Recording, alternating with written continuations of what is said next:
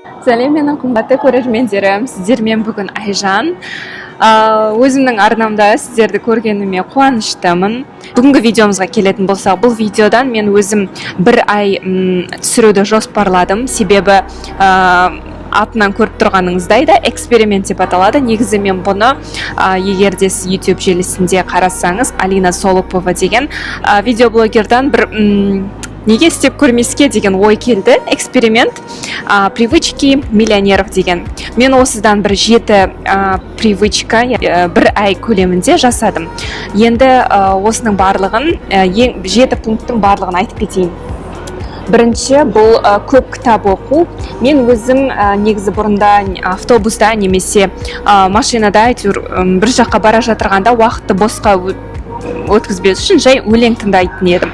Қазіргі күнде мен оның орнына электронный книга дейді ғой, сондай алып, сонымен кітап оқып жүрмін, немесе аудиокниги. Аудиокнигиді егер де сізге қажет болса, мен ВК-дан тыңдаймын.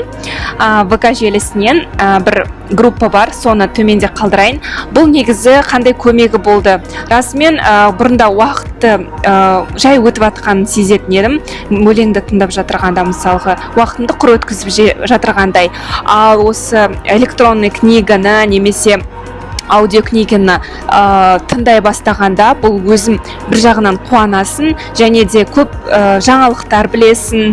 Уақытың босқа емес, онымен қоса сен бос уақытында осы аралықты пайдалы өткізіп жатқаныңа және тиімді болғанына өзің іштей бір қуаныш сезімі болады. Сондықтан да сіздерге айтатыным, егер де физически уақытың жетпей болады ғой, оған кітап оқуға уақыт жоқ дейтін едім менде бұрында. Бірақ қазіргі күнде аудиокнига бар, подкасты бар, керек болса соның барлығын сіздерге де тыңдауға кеңес беремін. Төменде сіздерге жазып қояйын, қандай каналдардан, қандай ВК группасынан қарау керек екенін. Сондықтан мархабат, төменнен қарай беріңіздер. Екінші қандай привычка? Бұл спортпен айналысу. Мен деген алдыңғы жылы 2018 тренировкаға бара бастадым. Спортпен айналысқаннан бері ұйқым күшті қанады. Аз ұйықтасам да ұйқым күшті қанатын байқадым. Екіншіден, мен бұрында бір кішкентай жол жүрсем, немесе лестницамен, баспалдақпен бір жаққа көтерілсем, тез шаршап қалатынымды байқадым. Қазір ондай мүлдем жоқ. Үшіншіден, аппетитім жақсарды, және де өзімнің денемде бір өзгерістерді байқадым. Яғни мышцамның, бұлшықеттерімнің өскенін, бұл әрине айнаға қарағанда өзіңді әдемі көргің келеді. Сондықтан бұл күшті привычка, сондықтан мен соны бастадым. Бір айдай болды барып жүргеніме. Бұл мен деген аэробика ондайларды емес. Мен бірақ ойладым басында, неге ондайға бармадым. Может, олар да күшті да. Бірақ мен өзім андай фитнесқа, где тренажеркамен бүйтіп заниматься ететін сондайға бардым. Басында біраз білем, түсінем, ол ыңғайсыз, ұяласың, білмейсің. Мен мысалы, мынау не істейді екен деп қарап тұрасың да өтірік қасынан жүріп, болды ондай. Сондықтан ұялмай тренерлар жүреді анда, солардан сұраңыз. Бірақ мен мысалға кейде бір тренерларға ұялмай сұрай беріңіз.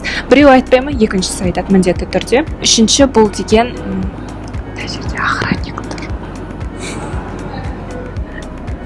Үшінші, бұл деген ерте тұру. Бұл мен бұрыннан привычка емес, бұл енді келін болғасын, по-любому ерте тұрасың. И менің сабағым бар. Жұбайыма таңертең тамақ салу керек, завтрак жасайды, ондайлардың барлығын болғасын, ерте тұрасың міндетті түрде. Ол, білмеймін, маған да қиын ештеңе жоқ. Ең бастысы ерте жату. Мына жерде ерте жатумен сағат 10-дарда, 11-лерден аспай жаттауға, ұйықтауға тырысамын, және ол привычкам болғасын солай жасап жүрмін. Ұйқыңыз қанады. Себебі ғылыми тұрғыдан 10 мен 12-нің аралығында ұйқыңыз жақсы болса, ұйықтасаңыз, осы уақытта сіздерде гормон счастья, барлық гормондарыңыз дұрыс бөлінеді, және де ол гормон деген негізі адам ағзасында маңызды рөл атқарады. Бұл деген бүкіл ағзаңыздың жұмысына, сіздің көңіл күйіңізге, ұйқыңыз қанды ма, барлығын бір контролировать етеді да негізінен. Төртінші менің привычкам бұл күнделікті план жазу. Мен бұны бұрыннан да қолданып келе жатырмын. Бұл бұрынғы менің привычкам десем болады. Мен блокнотсыз мүлдем өмір сүре алмаймын, шын айтайын. Бір жерден бір блокнот көріп ала беремін, сатып ала беремін. Менде не көп блокнот көп сияқты. Мысалға менде мынандай қазір блокнотпен қолданып жүрмін, уже бітіп қалды, бүйтіп қарасаңыздар. Бұған мен күнделікті не істейтінімді барлығын жазамын. Ұйықтар алдында ма, немесе уақытыңыз болғанда міндетті түрде ертең не істеймін деген сізде бір жоспар болу керек. Жоспарсыз сіз біріншіден кеше не істегеніңізді білмейсіз, екіншіден уақытыңыздың босқа өткізесіз, үшіншіден мақсаттарыңызды жайлап жетесіз. Бесінші бұл медитация. Бұл кішкене кейде ұмытып қалмаймын, кейде ұйықтап қалатыным бар.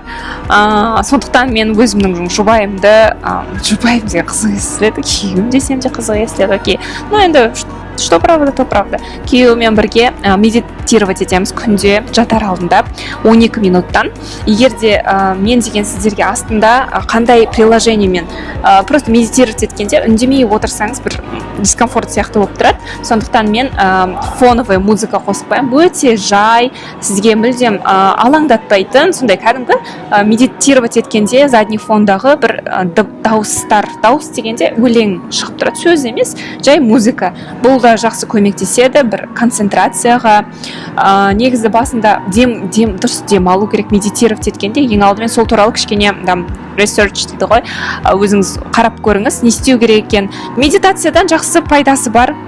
Неге десеңіз, кішкене бар ғой, бүйтіп успокаиваешься, реально успокаиваешься. Басында кішкене мысльдар көп болады, ойлайды, не істеп жатырмын, ішін құрылдап кетеді, сондай бірдеңелер болады әрине. Күлкілі негіз басында, а потом уже уақыт өте келе сіз күшті үйреніп кетесіздер. Потом 5-ші болды да, енді 6-шы. Бұл ақшаңызды қайда құртқаныңызды контролировать. Төменде тағы да ссылканы прям ашыңыз, қарап, мен сізге жазып қоям. Менде бір күшті приложение бар. Мен бүкіл ақшамды қайда құртып жатқанымды көресің. Мысалға көремін. Давайте мен сіздерге көрсетем даже. Manion. Мені осылай тұр. Қазір. Там образованияға ма, кітап сатып алдыңыз ба, спортқа кетті ма, тамаққа, еда вне дома деген бар. Мысалға барлығын сөйтіп қарап тұрасыз өзіңіз. Доходтарыңызды жазасыз, ішінде былай тұрады. Не құртты? Образованияға, мысалға, здоровьяға, мен мысалға линзама или дәрі сатып алсам, соның барлығын осында белгілеп, и айдың соңында кішкене өзімнің бюджетімді қайда құрттым, қай жерге лишний құртып жатырмын, соны контролировать етесіз. Айтады. Last but not least, 7-ші, бұл правильное питание.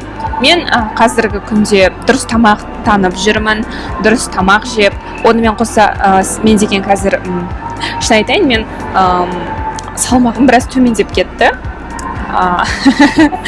Үйленгелі бері деймін ба? Төмендеген байқадым өзім, бірақ бір не могу, вот знаете, бұрында ойлайтын едім, ой, бірдемге жеп қойсам, сразу весім 2-3 килограмм сразу қосып қоятын. Қазір мүлдем қоса алмай жатырмын. Сондықтан осы неге барып, фитнесқа барып, может, масса содан қосам деп. Кәдімгідей айтады ғой, бір арықтасаң арықтай бересің, семірсең семіре бересің, бір балансты ұстап тұрғым келіп тұр. Қазір күнде менің салмағым өзгермей, бір қалыпты, бірақ сонда да мен кішкене қосқым келеді. Салмақ жир емес, а вот мышечная масса дейміз ғой, соны. Сондықтан күйеуім екеуміз протеин сатып алдық, протеин ішіп бастадым. Прикольно, по идее. Дәмі де ұнады маған. Әйтеуір тамақтың алдында, тамақтан кейін кетеді, әйтеуір қарның тоқ жүреді. Сосын правильное питание дегенде мен онымен қоса баттарды іше бастадым. Биологически активные добавки. Бұл деген дәрі емес мүлдем. Бұл минеральный комплекс деп аталады. Егер де сіздерге қызық болса, мен сіздерге бөлек бір видео жасайын. Баттар туралы, қандай именно бат, мен не ішемін, мен сіздерге не кеңес бере аламын. Вот, достар, егер сіздерге ұнаса, осындай прям бүкіл күшті эмоциямен бәрін айтып тастадым негізінен. Рахмет сіздерге көргеніңізге, мені қолдап жүргеніңізге, маған төменде комментарий жазып, Айжан, рахмет, осындай видеоларыңызға сіздерден осындай фидбэк дейді ғой, обратная связь көргеніме өте қуаныштымын. Бұл маған көп мағына береді.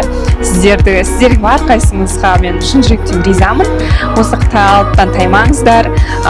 Тек жақсылықты тілеймін. Жақсы күндерде кездесе берейік, жарай ма? Пока, достар.